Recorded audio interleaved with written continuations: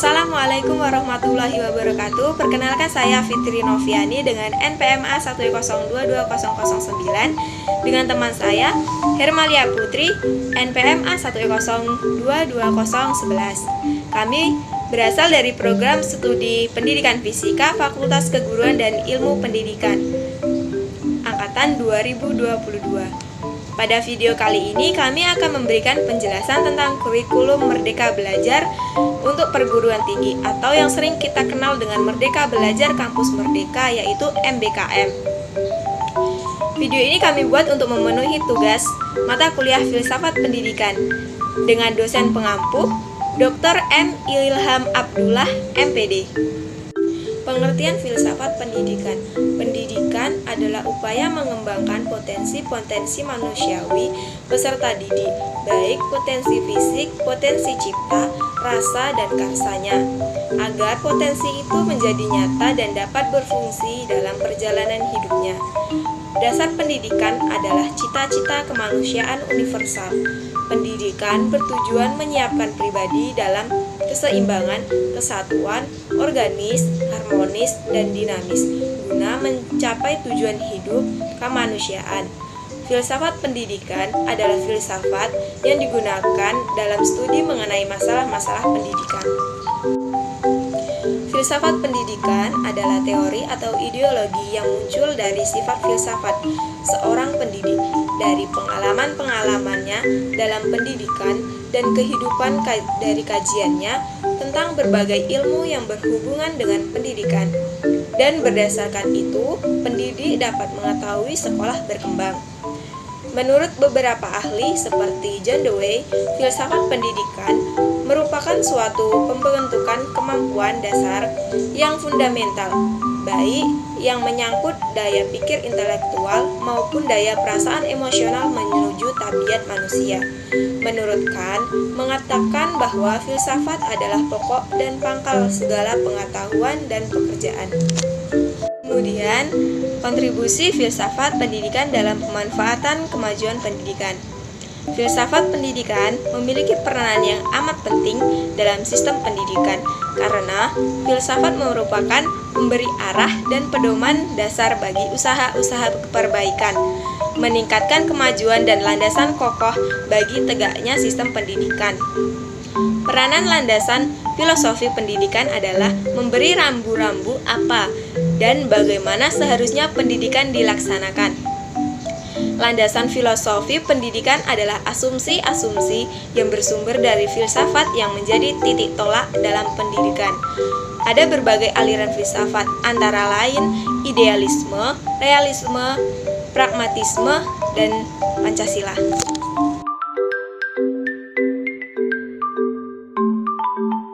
Baiklah, di sini saya akan melanjutkan penjelasan dari teman saya. Yang pertama, pengertian Merdeka Belajar.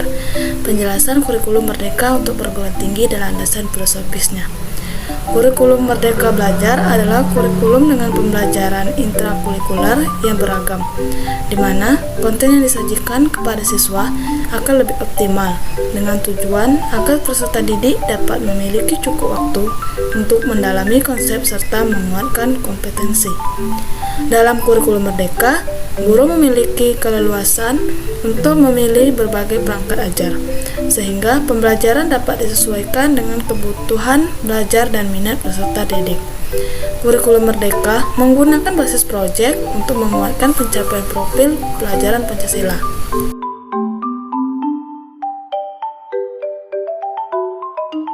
Program-program Merdeka Belajar Kampus Merdeka atau MBKM. Yang pertama, pertukaran pelajar. Kegiatan pertukaran pelajar dapat dilakukan dengan antara program studi di perguruan tinggi yang sama, pertukaran pelajar dengan program studi yang sama pada perguruan tinggi yang berbeda, atau pertukaran pelajar antara program studi pada perguruan tinggi berbeda. Yang kedua, magang atau praktik kerja. Program ini memberikan mahasiswa pengalaman dan pembelajaran langsung di tempat kerja selama 1-2 semester dengan minimum 20 SKS. 3. Asistensi mengajar di satuan pendidikan. Mahasiswa diberikan pilihan untuk dapat menjadi guru pada kegiatan pembelajaran di suatu pendidikan. Program ini berlangsung di satuan pendidikan seperti sekolah dasar, menengah, maupun atas. Sekolah tempat praktik mengajar dapat berada di lokasi kota maupun daerah terpencil.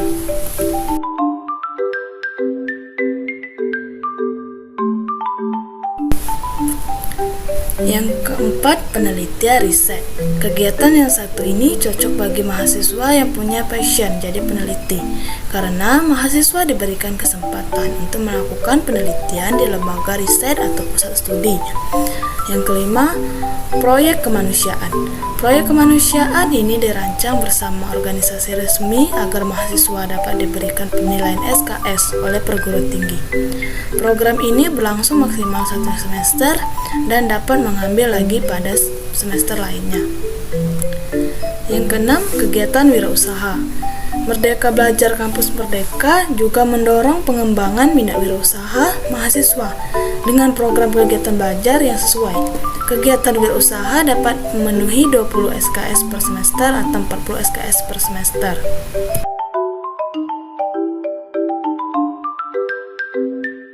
Yang ketujuh, studi atau proyek independen.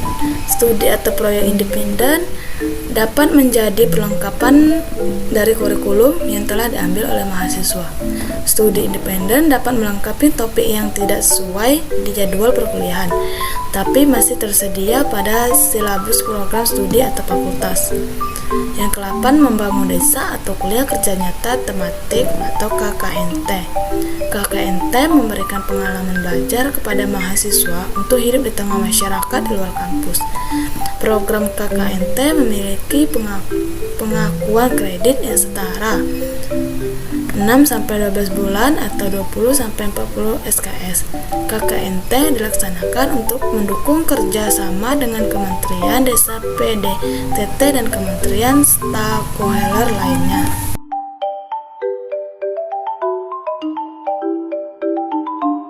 Selanjutnya, aliran filosofis yang mendasari dalam konsep Merdeka Belajar, yaitu aliran progresivisme.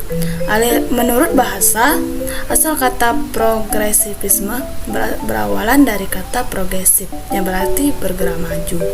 Dalam Kamus Besar Bahasa Indonesia atau KBBI, kata progresif memiliki arti berhaluan ke arah perbaikan sekarang, ke arah kemajuan yang bertingkat-tingkat naik.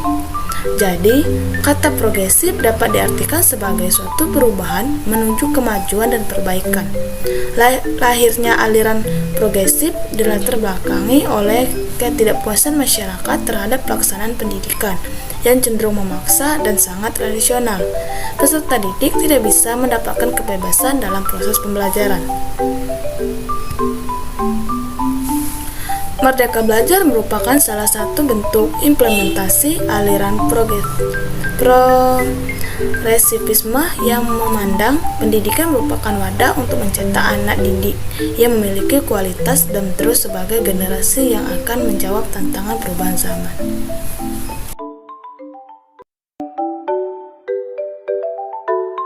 Dari materi yang telah kami jelaskan, dapat disimpulkan bahwa filsafat pendidikan memiliki peranan yang amat penting dalam sistem pendidikan, karena filsafat merupakan pemberian arah dan pedoman dasar bagi usaha-usaha perbaikan, meningkatkan kemajuan dan landasan kokoh bagi tenaga sistem pendidikan.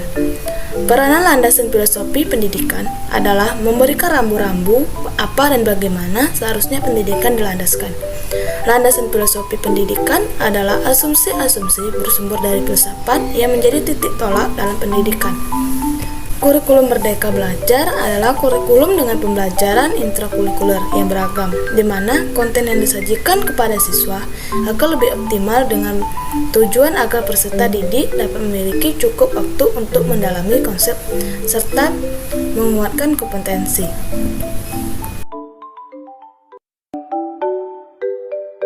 Demikian penyajian materi tentang filsafat, semoga bermanfaat bagi yang membutuhkannya. Semoga materi ini menjadi amal ibadah bagi kita semua.